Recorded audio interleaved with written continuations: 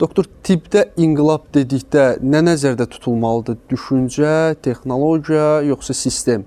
Tibbdə inqilab dedikdə, real inqilab dedikdə ilk növbədə düşüncə dəyişilməlidir.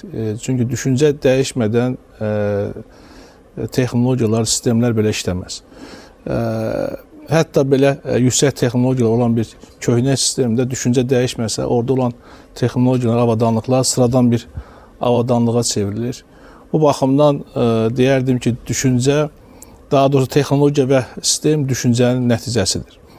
Amma səhiyyədə bu hissə biraz həssas mövzudur. Çünki səhiyyədə olan əsas məqsədimiz bu texnologiyaların, sistemlərin olmasından və düşüncəmizin belə deyək də olmasından asılı olmayaraq bu texnologiyalar insanlara ziyan verməməlidir.